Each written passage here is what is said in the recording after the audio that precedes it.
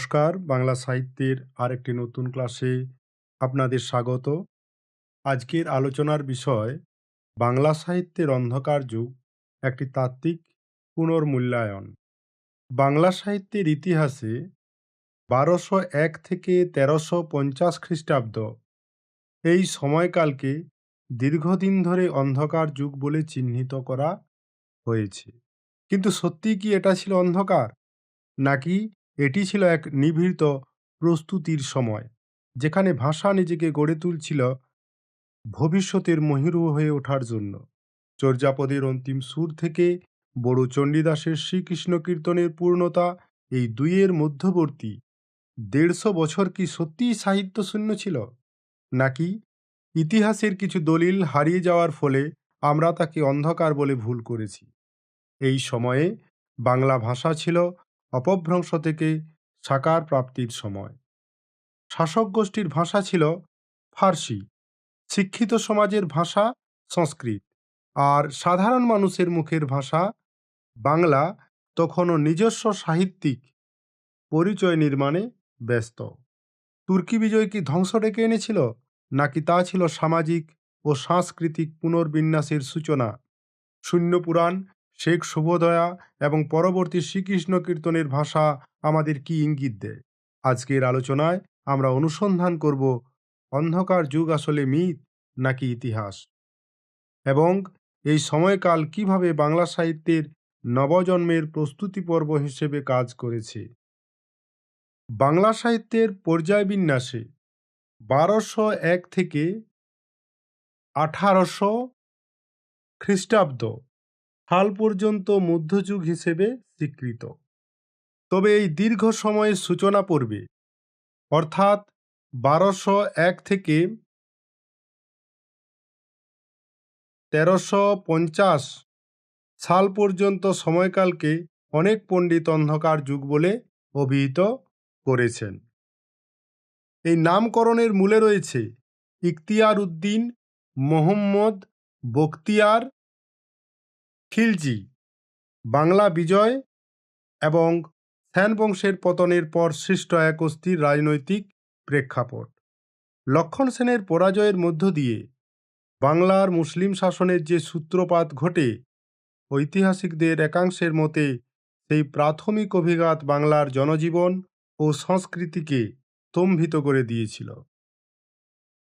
Doctor Sukumar Sen, Gopal Haldar এবং doctor Asit Kumar বন্দ্যোপাধ্যায়ের মতো দিকপাল পণ্ডিতরা মনে করেন, তুর্কি আক্রমণ ও পরবর্তী শাসনামলের অরাজকতা, রক্তপাত ও বলপূর্বক ধর্মান্তকরণের ভীতি বাঙালি হিন্দু সম্প্রদায়কে এতটাই সংকুচিত ও স্বতন্ত্র করে তুলেছিল যে তাদের সৃজনশীল প্রতিভা বিকাশের কোনো পথ খুঁজে পায়নি। বিশেষ করে ডক্টর অসিত কুমার বন্দ্যোপাধ্যায় এই সময়কালকে ইউরোপের ডার্ক এজের সাথে তুলনা করে একে এক অমানুষিক বর্বরতার যুগ হিসেবে চিত্রিত করেছেন। তার মতে পাঠান ও খিলজি সুলতানদের ধর্মান্ধতা ও নিষ্ঠুরতার কারণে বাঙালি জাতি তার স্বকীয় চৈতন্য হারিয়ে ফেলেছিল এবং আত্মরক্ষার্থে কূর্মবৃত্তি অর্থাৎ কচ্ছপের মতো নিজের খোলসের ভেতর লুকিয়ে থাকতে বাধ্য হয়েছিল। ভূদেব চৌধুরীর মতেও রাজ্যলিপ্সা ও নারকীয় হত্যাকাণ্ডের সেই পরিবেশে কোনো মহৎ সাহিত্য সৃষ্টি হওয়া ছিল প্রায় অসম্ভব।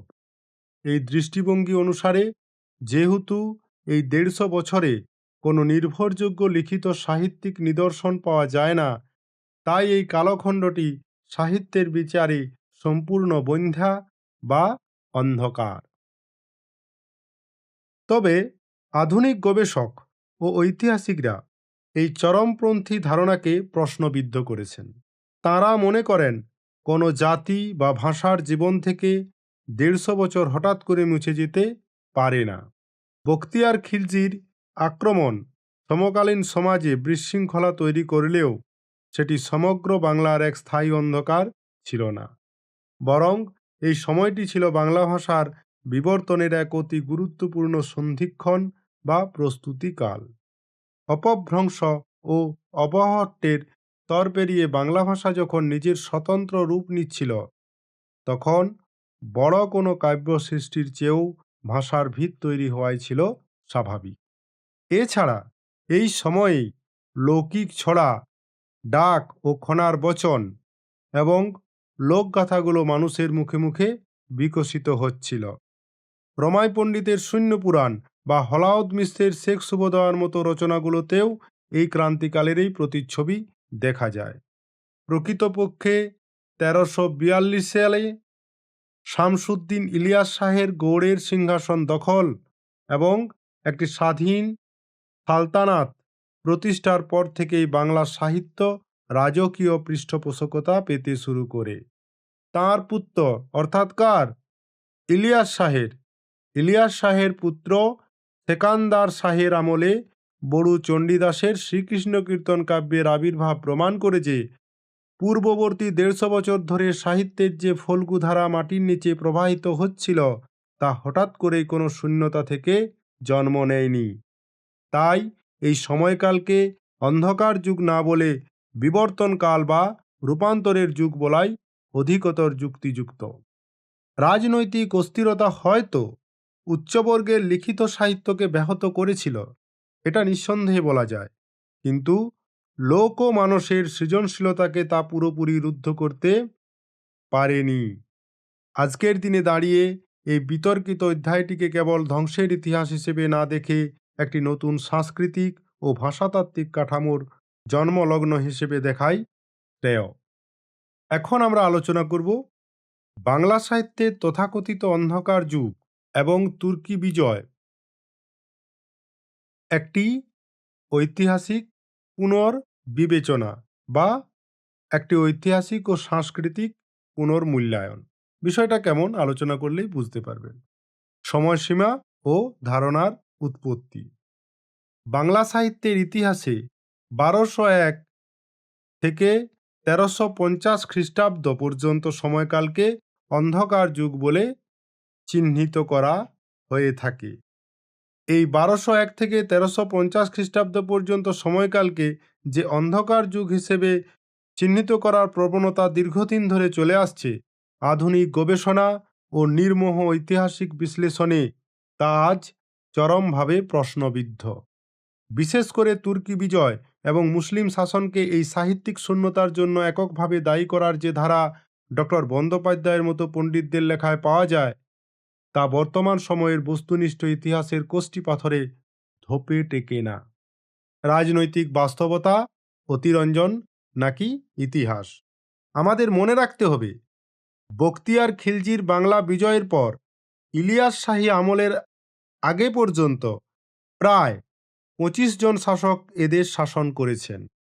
ঐতিহাসিক তথ্য বিশ্লেষণ করলে দেখা যায় এই দীর্ঘ সময়ে অশান্তি বা যুদ্ধ বিগ্রহ সাকুল্যে মাত্র ১৫-২০ বছর স্থায়ী ছিল। অর্থাৎ এই সময়ের যুদ্ধবিগ্রহ দেখতে পাবে আমরা ১৫ থেকে ২০ বছর পর্যন্ত চলেছিল। বাকি সময় জুড়ে জনজীবন ছিল মোটামুটি শান্ত। এছাড়া তৎকালীন যুদ্ধগুলো মূলত ছিল দিল্লির কেন্দ্রীয় শাসনের বিরুদ্ধে কিংবা অভ্যন্তরীণ ক্ষমতার দ্বন্দ্ব। সাধারণ মানুষের জীবনযাত্রা বা সাহিত্য চর্চাকে তা আমূল ধ্বংস করে দিয়েছিল, এমন দাবি ঐতিহাসিকভাবে অতিরঞ্জিত। এরপরে আসে আরেকটি গুরুত্বপূর্ণ বিষয়, যে ব্রাহ্মণ্যবাদ বনাম দেশীয় ভাষা। বাংলা সাহিত্যের বিকাশে মুসলিম শাসকদের ভূমিকা ছিল যুগান্তকারী। কেন এমন বলছি তা আলোচনা করলে বিষয়টা বুঝতে পারবেন।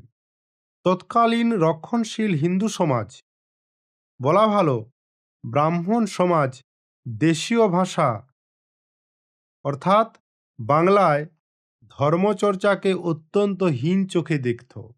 তাদের বিধান ছিল অষ্টাদশ পুরাণনি রামস্য চরিতানি চ ভাষায়াং মানব শ্রুতা বৌরবং নরকং বজেত। অর্থাৎ যারা বাংলা ভাষায় পুরাণ বা রামচরিত শ্রবণ করবে তাদের রৌরব নামক নরকে যেতে হবে। বুঝতে পারছেন বাংলা ভাষা সম্পর্কে তাদের ধারণা কেমন ছিল? এই যে ভাষার উপর ধর্মীয় নিষেধাজ্ঞা, তা বাংলা সাহিত্যের পথকে সম্পূর্ণভাবে রুদ্ধ করেছিল। আর ঠিক এই সময়েই, এই চরম দুর্দিনে, মুসলিম শাসকরা বাংলা ভাষা ও সাহিত্যকে আভিজাত্যের ও মর্যাদার আসনে বসান। ডক্টর দীনেশচন্দ্র সেন তার বঙ্গভাষা ও সাহিত্য গ্রন্থে অত্যন্ত স্পষ্ট করেই বলেছেন যে মুসলমান কর্তৃক বঙ্গ বিজয়ই ছিল বাংলা ভাষার এই অভাবনীয় সৌভাগ্যের মূল কারণ। তুর্কিরা ইরান বা তুরান যেখান থেকেই আসুক না কেন, এদেশে এসে তারা দ্রুত বাঙালি হয়ে উঠেছিলেন এবং ফার্সি ভাষার পাশাপাশি দেশীয় ভাষাকে পৃষ্ঠপোষকতা দিয়েছিলেন। কেমনভাবে এই পৃষ্ঠপোষকতা দিয়েছিলেন তার কিছু উদাহরণ দিলেই আপনারা আরও বুঝতে পারবেন। ডক্টর মুহাম্মদ এনামুল হক এই সময়কালকে ভিন্ন মাত্রায় ব্যাখ্যা করেছেন। তাঁর মতে তুর্কি বিজয় কোনো অপরাধ বা নিছক লুণ্ঠন ছিল না, বরং এর ফলে সংস্কৃতের যে দৈব আসন বা আধিপত্য ছিল তা কিছুটা টলে যায়। ফার্সি রাজভাষা হিসেবে এলেও বাংলা ভাষা সাধারণ মানুষের আপন ভূমি খুঁজে পায়। নির্যাতিত ও নিম্নবর্গের মানুষ ইসলামের সাম্যের বাণীর পরশে এসে মানুষের মর্যাদা ফিরে পেয়েছে। একটি জাতির জীবনে ১৫০ বছর ধরে মানুষ তার সুখ দুঃখের কথা লিখবে না, বিরহ মিলনের গান রচনা করবে না, এমন অদ্ভুত পরিস্থিতি কল্পনা করাও অসম্ভব। শ্রীকৃষ্ণ কীর্তনের মতো পরিণত কাব্য হঠাৎ শূন্যতা থেকে সৃষ্টি হয়নি, তা আকাশ থেকে ফুঁড়ে বের হয়ে আসেনি। এর পেছনে নিশ্চয়ই এই তথাকথিত অন্ধকার যুগের নীরব সাধনা কাজ করেছে। তাই এই পয়েন্টটির নাম দেওয়া ভালো, নীরব সাধনা ও সাহিত্যিক প্রস্তুতি। এখন উপসংহারে তাহলে আমরা কি বলবো? বলা যায় ১২০১ থেকে ১৩৫০ কাল পর্বটি সাহিত্য বর্জিত বা অন্ধকার ছিল না, বরং এটি ছিল ব্রাহ্মণ্যবাদী নিগড় থেকে বাংলা ভাষার মুক্তির কাল। ফিতিমোহন সেনের ভাষায় মুসলিম শাসকরা কেবল দেশি ভাষার সমাদরেই করেননি, সংস্কৃতের প্রতি শ্রদ্ধাও দেখিয়েছেন। সুতরাং তুর্কি বিজয়কে ধ্বংসলীলা হিসাবে চিহ্নিত করে সাহিত্যহীনতার দায়ভার তাদের উপর চাপানো ঐতিহাসিক সত্যের অপলাপ মাত্র। এই যুগটি ছিল প্রকৃতপক্ষে বাংলা সাহিত্যের এক নিভৃত প্রস্তুতিকাল, যা পরবর্তীকালের বৈষ্ণব পদাবলী বা মঙ্গলকাব্যের মহীরুহ জন্মানোর উর্বর ভূমি তৈরি করেছিল। বলা ভালো অন্ধকার যুগ নয়, এই সময়কে বলা অধিক যুক্তিসঙ্গত বাংলা সাহিত্যের প্রস্তুতি ও রূপান্তরের যুগ। এখন আমরা এই বিষয়টিকে নিয়ে আরও বিশদে আলোচনা করব। এখন আমরা আলোচনা করব মধ্যযুগের সূচনা পর্ব, অন্ধকার যুগের মিথ বনাম ঐতিহাসিক বাস্তবতা। বাংলা সাহিত্যের ইতিহাসে ১২০১ থেকে ১৩৫০ খ্রিস্টাব্দ সময়কালকে অন্ধকার যুগ হিসেবে চিহ্নিত করার যে প্রবণতা দীর্ঘকাল ধরে চলে আসছিল, আধুনিক ইতিহাস চর্চা ও তথ্যগত বিশ্লেষণ তাকে একটি তথাকথিত ধারণা হিসেবেই প্রমাণ করে। অর্থাৎ আধুনিক ইতিহাস চর্চা এই ধারণাকে প্রশ্নবিদ্ধ করেছে। আমরা যদি এই সময়ের রাজনৈতিক ও সামাজিক প্রেক্ষাপট গভীরভাবে পর্যবেক্ষণ করি, তবে দেখব যে রাজ ক্ষমতার পরিবর্তন ঘটলেও বাঙালির প্রাত্যহিক জীবনধারা এবং অর্থনৈতিক কাঠামো ছিল মূলত অচঞ্চল। তৎকালীন যুদ্ধবিগ্রহ ছিল মূলত রাজধানী এবং দুর্গের দখল কেন্দ্রিক, যা সাধারণ মানুষের ব্যবহারিক জীবন বা কৃষিভিত্তিক অর্থনীতিতে খুব একটা প্রভাব ফেলেনি। অর্থাৎ তুর্কি বিজয়ের মাধ্যমে শাসক পরিবর্তন ঘটলেও জনজীবন ও কৃষিভিত্তিক অর্থনীতিক ছিল মূলত স্থিতিশীল।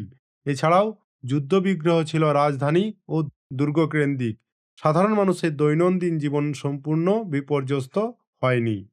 মুসলমান শাসকদের উদারতা ও শাসন ব্যবস্থায় হিন্দুদের সক্রিয় অংশগ্রহণ এই সময়কালের স্থিতিশীলতার বড় প্রমাণ। ঐতিহাসিক স্টুয়ার্ডের মতে অধিকাংশ আফগান শাসকেই তাদের জায়গিরগুলো পরিচালনার দায়িত্ব তুলে দিয়েছিলেন ধনবান হিন্দুদের হাতে, যার ফলে ব্যবসা বাণিজ্যের নিয়ন্ত্রণ ও সুবিধা তারা ভোগ করতে পারতেন। বিনয় ঘোষের বিশ্লেষণেও এই সত্য প্রতিভাত হয়েছে। তিনি এক জায়গায় লিখছেন, পাঠান রাজত্বকালে রাজস্ব আদায় এবং শান্তি শৃঙ্খলা রক্ষার কাজে হিন্দু কর্মকর্তাদের উপরেই ছিল মূল নির্ভরতা। এমনকি ডক্টর সুকুমার সেন স্পষ্ট করেছেন যে গৌড়ের সুলতানরা মুসলিম হলেও রাজকার্য পরিচালনা থেকে শুরু করে সৈন্যবাহিনীর নেতৃত্ব পর্যন্ত হিন্দুদের প্রাধান্য ছিল সুপ্রতিষ্ঠিত। ডক্টর ক্ষিতিমোহন সেনের দেওয়া তথ্য অনুযায়ী মুসলিম শাসকরা কেবল সহাবস্থানই করেননি, বরং সংস্কৃত হরপে মুদ্রা ও লিপি প্রকাশ এবং মঠ মন্দিরের জন্য অকাতরে দানপত্রও মঞ্জুর করেছেন। অন্ধকার যুগের অন্যতম প্রধান প্রবক্তা ভূদেব চৌধুরী তাঁর বাংলা সাহিত্যের ইতিহাস গ্রন্থে ইতিহাসের এই অমোঘ সত্যকে শেষ পর্যন্ত স্বীকার করতে বাধ্য হয়েছেন। তিনি লিখেছেন যে ত্রয়োদশ শতাব্দীতে বাইরে থেকে আসা যে তুর্কিরা দেশ আক্রমণ করেছিলেন, তারাই অল্প সময়ের মধ্যে দেশীয় ঐতিহ্যের পরিপোষক হিসেবে নতুন ভূমিকা গ্রহণ করেন। তারা কেবল প্রজাসাধারণের রক্ষণাবেক্ষণেই তৎপর ছিলেন না, বরং এ দেশের সংস্কৃতি ও সাহিত্যের পুনর্বিকাশেও গুরুত্বপূর্ণ সহায়তা করেছিলেন। সবচেয়ে বড় কথা হলো, এই সময়টিকে সাহিত্য বর্জিত বলা সম্পূর্ণ অযৌক্তিক। তাহলে এখন আমরা এই প্রশ্নের সমস্যার সমাধান করব যে সাহিত্য কি সত্যিই স্তব্ধ ছিল? এই বিষয়টা নিয়ে এখন আমরা আলোচনা করব। সবচেয়ে বড় কথা হলো, এই সময়টিকে সাহিত্য বর্জিত বলা সম্পূর্ণ অযৌক্তিক। যদিও বিশাল কোনো মহাকাব্য নিদর্শন এই 150 বছরে পাওয়া যায়নি, কিন্তু সাহিত্য সৃষ্টির ফল্গুধারা যে বহমান ছিল তার প্রমাণ মেলে সমকালীন অন্যান্য ভাষার রচনায়। এই সময়ে প্রাকৃত ভাষায় প্রাকৃত পৈঙ্গল এর মতো কালজয়ী গীতিকবিতা গ্রন্থ রচিত হয়েছে। বাংলা সাহিত্যের আদি নিদর্শন হিসেবে রমাই পণ্ডিতের শূন্য পুরাণ এবং এর অন্তর্গত নিরঞ্জনের উষ্মা এই সময়কালেরই ফসল। এছাড়া ফলাউদ মিশ্রের শেখ শুভদয়া গ্রন্থে পীর মহাত্যাজ্ঞাপক বাংলা আর্যা এবং ভাটিয়ালি রাগেন গীয়তে নির্দেশিত গানগুলো প্রমাণ করে যে বাংলা ভাষা ও সুর তৎকালীন শিক্ষিত ও সাধারণ সমাজে সমান্তরালভাবে চর্চিত হতো। রাহুল সংকীর্তায়ন এই সময়ে রচিত বেশ কিছু চর্যাপদও সংগ্রহ করেছেন, যা এই তাত্ত্বিক অন্ধকারের দেওয়াল ভেঙে দেয়। এছাড়া লোকজীবনে ডাক ও খনার বচন এই ক্রান্তিকালেই জনমানসের শিকড় গেড়েছিল। পরিশেষে বলা যায়, 1201 থেকে 1350 সাল পর্যন্ত সময়কালটি কোনো সাংস্কৃতিক শূন্যতা বা তামস যুগ ছিল না। এটি ছিল মূলত এক অস্থির উত্তরণ পর্ব, যেখানে পুরনো ব্রাহ্মণ্যবাদী রক্ষণশীলতাকে ছাপিয়ে একটি নতুন উদারপন্থী সাহিত্যিক পরিমণ্ডল তৈরি হচ্ছিল।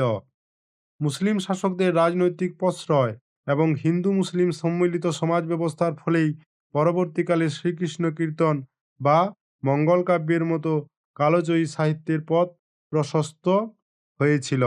তাই একে অন্ধকার যুগ না বলে বাংলা সাহিত্যের নবজন্মের প্রস্তুতিকাল বলাই যুক্তিযুক্ত।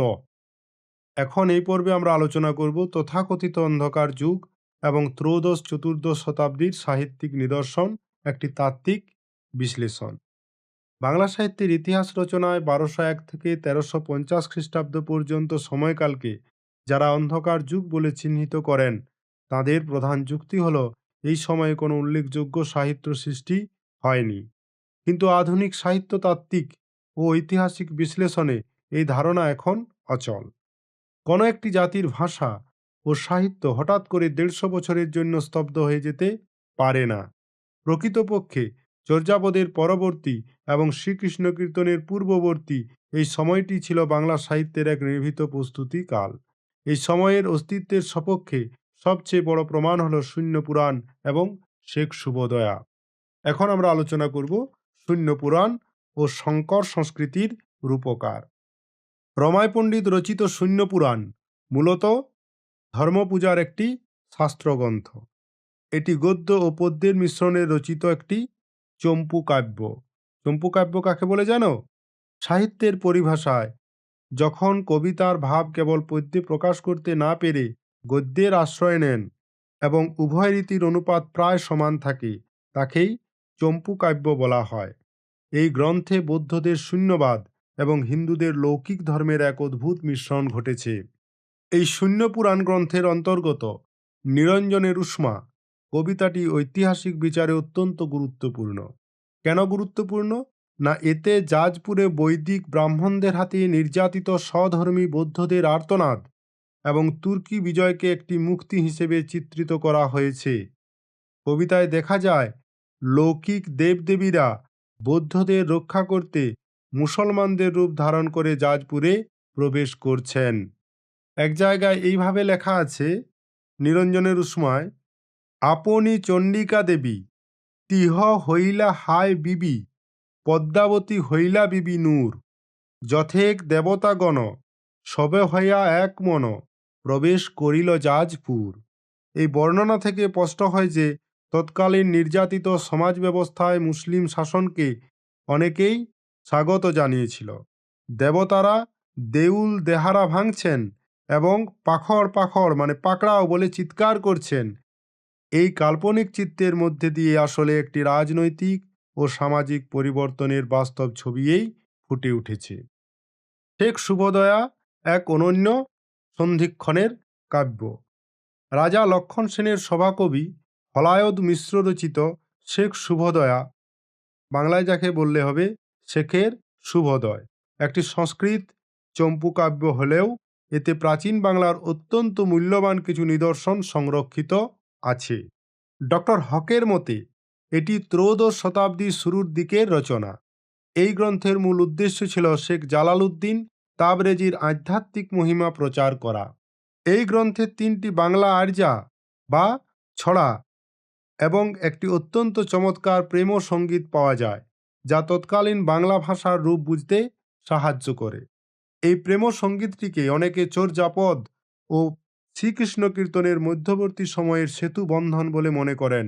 মূল কবিতাটি এই রকম যে, হং যুবতী পতীয় হীন, গঙ্গা চিনাইবাক যাই এদিন, দৈব নিয়োজিত হইল আকাশ, বাউ না ভাঙেও ছোট গাছ, ছাড়ি দেহ কার্য মুঞ্চি জাং ঘর, সাগর মধ্যে লো হোক গড়। আধুনিক বাংলায় রূপান্তর করলে এর মর্মার্থ দাঁড়ায়, পতিহীন এক যুবতী গঙ্গা স্নানে যাওয়ার পথে বিপাকে পড়েছে। সে বারবার আকুতি জানাচ্ছে যেন তার সম্মান রক্ষা করা হয়। এই কবিতায় পিন পয়োধর শ্রীখণ্ড চন্দন বা নয়ান বহিঞ্চা পড়ে নীর এর মতো যে চিত্রকল্পগুলো ব্যবহার করা হয়েছে তা পরবর্তীকালের বৈষ্ণব পদাবলী বা শ্রীকৃষ্ণ কীর্তনের আদিরসের পূর্বসূরি হিসেবে কাজ করেছে। এখন এটারই যে বিষয়টি আলোচনা করব সেটা হচ্ছে ধারাবাহিকতার যুক্তি বা তত্ত্ব। সাহিত্যের উৎকর্ষ কখনো হঠাৎ করে তৈরি হয় না। বড়ু চণ্ডীদাসের শ্রীকৃষ্ণ কীর্তন কাব্যের যে ভাষাগত ও কাব্যিক পরিপক্কতা আমরা দেখি, তা প্রমাণ করে যে এর আগে একটি দীর্ঘ চর্চার ইতিহাস ছিল। যদি ত্রয়োদশ ও চতুর্দশ শতাব্দীতে সাহিত্য চর্চা না হতো, তবে চণ্ডীদাসের মতো মহৎ কবির পক্ষে এমন সমৃদ্ধ কাব্য রচনা করা সম্ভব হতো না। রাহুল সংকীর্তন কর্তৃক আবিষ্কৃত কিছু চর্যাপদ এবং প্রাকৃত পঙ্গল এর মতো গ্রন্থগুলো প্রমাণ করে যে তৎকালীন রাজনৈতিক অস্থিরতা কেবল দুর্গ বা রাজপ্রাসাদে সীমাবদ্ধ ছিল। সাধারণ মানুষের সাহিত্য ও সংস্কৃতির ফল্গুধারা ছিল বহমান। সুতরাং তুর্কি বিজয়কে কেবল ধ্বংসলীলা আখ্যা দিয়ে এই সময়কে অন্ধকার যুগ বলা ঐতিহাসিক ও সাহিত্যিক উভয় বিচারেই অশুদ্ধ। বরং এটি ছিল এক যুগান্তকারী রূপান্তরের কাল, যা বাংলা সাহিত্যকে ব্রাহ্মণ্যবাদী নিগড় থেকে মুক্ত করে লোকজীবনের প্রাদপদ্বীপে নিয়ে এসেছিল। অতএব এই সময়কে অন্ধকার যুগ বলা ঐতিহাসিকভাবে অযৌক্তিক, বরং এটি ছিল বাংলা সাহিত্যের নবজন্মের বীজতলা। তাহলে এখন আমরা পড়ব বাংলা সাহিত্যের তথাকথিত অন্ধকার যুগ ও স্বল্পতার কারণ এবং ঐতিহাসিক ধারাবাহিকতা। বলা ভালো অন্ধকার যুগ ও ধারণার পুনর্বিচার। বাংলা সাহিত্যের ইতিহাসে 1201 থেকে 1350 খ্রিস্টাব্দ পর্যন্ত সময়কালকে অন্ধকার যুগ হিসেবে দাগিয়ে দেওয়ার যে প্রবণতা, তা আধুনিক গবেষকদের কাছে আজও চল। তবে প্রশ্ন জাগতে পারে, যদি এটি অন্ধকার যুগ নাই হয়, তবে এই সময়ের সাহিত্যিক নিদর্শন এত কম কেন? অনার্স ও মাস্টার পর্যায়ের শিক্ষার্থী হিসেবে আমাদের এই স্বল্পতার পেছনে সমাজতাত্ত্বিক ও ভাষাতাত্ত্বিক কারণগুলো গভীরভাবে অনুধাবন করতে হবে। তুর্কি বিজয়ের প্রাথমিক পর্যায়ে বাংলা ভাষা বর্তমানের মতো সুসংহত ছিল না। ডক্টর এনামুল হকের মতে ত্রয়োদশ ও চতুর্দশ শতাব্দী ছিল বাংলা ভাষার সাকার প্রাপ্তির কাল। অর্থাৎ ভাষাটি তখন অপভ্রংশ অবস্থা থেকে বেরিয়ে আঞ্চলিক মূর্তিতে আত্মপ্রকাশ করছিল। রাহুল সাংকৃত্যায়নের আবিষ্কৃত নতুন চর্যাপদ এবং বড়ু চণ্ডীদাসের শ্রীকৃষ্ণ কীর্তনের ভাষা পর্যালোচনা করলে আমরা দেখতে পাব যে এই সময়ে ভাষার রূপ ছিল অত্যন্ত স্থিতিস্থাপক, কখনো অপভ্রংশ ঘেঁষা, আবার কখনো পরবর্তী যুগের বাংলার কাছাকাছি। এছাড়া সেই যুগে বাংলা তখনও রাজকার্য বা ধর্মপ্রচারের বাহন হয়ে ওঠেনি। উচ্চবিত্ত বা শিক্ষিত সমাজে সংস্কৃতের একচ্ছত্ব আধিপত্য ছিল। তুর্কি শাসকরা যখন এদেশে আসেন, তখন শিক্ষিত সমাজ ছিল সংস্কৃত নির্ভর, আর শাসকরা ছিলেন ফার্সি নির্ভর। এই দুই স্তরের মাঝে সাধারণ মানুষের মুখের ভাষা হিসেবে বাংলা কেবল তখনও গঠন প্রক্রিয়ার মধ্য দিয়ে যাচ্ছিল। ফলে সাহিত্যের বড় কোনো নিদর্শন লিখিত আকারে না পাওয়া যাওয়াটাই স্বাভাবিক। অনেকে রাজনৈতিক অস্থিরতাকে সাহিত্যিক বন্ধ্যাত্বের কারণ হিসেবে দেখান, কিন্তু ইতিহাসের দিকে তাকালে দেখা যায় অশান্ত পরিবেশেও সাহিত্য থেমে থাকে না। আকবর জাহাঙ্গীরের আমলে রাজশক্তি ও সামন্ত শক্তির যুদ্ধ, শাহজাহানের সময়ে হারমাদ জলদস্যুদের উপদ্রব, এমনকি 1947-এর দেশভাগ ও দাঙ্গার মতো চরম দুর্যোগেও বাংলা সাহিত্য তার গতি হারায়নি। যদি তুর্কি শাসকরা চরম অত্যাচারী হতেন, তবে কেবল সাহিত্য নয়, হিন্দু জীবনের সমস্ত ধর্মীয় ও সামাজিক কার্যকলাপ স্তিমিত হয়ে পড়ত। কিন্তু ইতিহাস বলছে জীবনযাত্রা তার নিজস্ব গতিতে এগিয়েছে, সুতরাং কেবল রাজনৈতিক অরাজকতাকে সাহিত্যহীনতার জন্য দায়ী করা যুক্তিযুক্ত নয়। একটি গুরুত্বপূর্ণ বিষয় হল নিদর্শনের প্রাপ্যতা। চর্যাগীতি, শেখ শুভদয়া কিংবা শ্রীকৃষ্ণ কীর্তনের মাত্র একটি করে পাণ্ডুলিপি পাওয়া গেছে। যদি দৈবক্রমে এই একটি করে নমুনাও না পাওয়া যেত, তবে কি আমরা এই যুগগুলোকেও অন্ধকার যুগ বলতাম? সম্ভবত এই 150 বছরও অনেক সাহিত্য সৃষ্টি হয়েছিল, যা সংরক্ষণের সঠিক অভাবে বা কালের আবর্তে লুপ্ত হয়ে গেছে। তৎকালীন মুসলমানদের রাজনৈতিক ও সাংস্কৃতিক ভূমিকা বিচার করলে দেখা যায় বাংলা সাহিত্যের প্রতি তাদের কোনো বিরূপতা ছিল না, বরং ব্রাহ্মণ্যবাদী শাসনের অবসান ঘটিয়ে তারা এমন এক পরিবেশ তৈরি করেছিলেন যেখানে সাধারণ মানুষের ভাষা মর্যাদা পেতে শুরু করে। ডক্টর দীনেশচন্দ্র সেনের ভাষায় মুসলিম বিজয়ই ছিল বাংলা ভাষার সৌভাগ্যের কারণ। পরিশেষে বলা যায় 1200 সাল থেকেই বাংলা সাহিত্যের মধ্যযুগ শুরু হয়েছে বলে মনে করা সমীচীন। এই সময়কালটি সাহিত্য বিবর্জিত কোনো তামস যুগ ছিল না, বরং এটি ছিল এক অপরিণত রূপ থেকে উৎকর্ষের পথে যাত্রার প্রাথমিক পর্যায়। প্রাচীন যুগের চর্যাপদ এবং মধ্যযুগের শ্রীকৃষ্ণ কীর্তনের মধ্যে যে সেতুবন্ধন, তাই তথাকথিত অন্ধকার যুগেই নির্মিত হয়েছিল। তাই ভাষাতাত্ত্বিক ধারাবাহিকতা এবং ঐতিহাসিক সত্যের নিরিখে অন্ধকার যুগের দাবিকে অনায়াসে উপেক্ষা করা চলে।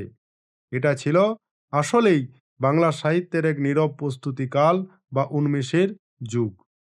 পরিশেষে আমরা বলতে পারি, বাংলা সাহিত্যের তথাকথিত অন্ধকার যুগ আসলে কোনো সাহিত্যিক শূন্য তামস পর্ব ছিল না। এটি ছিল রূপান্তরের সময়, ভাষার আত্মপ্রকাশের সময় এবং এক গভীর নীরব প্রস্তুতির সময়। চর্যাপদের অন্তিম সুর থেকে শ্রীকৃষ্ণ কীর্তনের পরিণত কাব্য ভাষা, এই ধারাবাহিকতা প্রমাণ করে যে সাহিত্য কখনো হঠাৎ জন্ম নেয় না, তার পেছনে থাকে দীর্ঘ সাধনা, সামাজিক পরিবর্তন এবং সাংস্কৃতিক মিথস্ক্রিয়া। তুর্কি বিজয়কে কেবল ধ্বংসের ইতিহাস হিসেবে দেখলে আমরা বৃহত্তর সামাজিক বাস্তবতাকে অস্বীকার করি, বরং এই সময়েই বাংলা ভাষা ধীরে ধীরে ব্রাহ্মণ্যবাদী একচেটিয়াত্ব ভেঙে সাধারণ মানুষের কণ্ঠস্বর হয়ে উঠতে শুরু করে। নিদর্শনের স্বল্পতা মানেই সৃজনের অনুপস্থিতি নয়, বরং তা ইতিহাসের অসম্পূর্ণ সংরক্ষণের ইঙ্গিত। অতএব অন্ধকার যুগ নয়, এটি ছিল বাংলা সাহিত্যের উন্মেষের যুগ, প্রস্তুতির যুগ, নবজন্মের বীজতলা। তাই মনে রাখবেন, ইতিহাস নতুন করে পড়া মানেই অতীতকে অস্বীকার করা নয়, বরং তাকে গভীরভাবে আলোয় দেখা।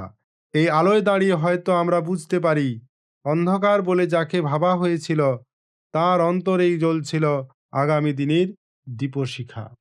ধন্যবাদ ভিডিওর এই পর্যন্ত জুড়ে থাকার জন্য। ভালো থাকবেন, সুস্থ থাকবেন।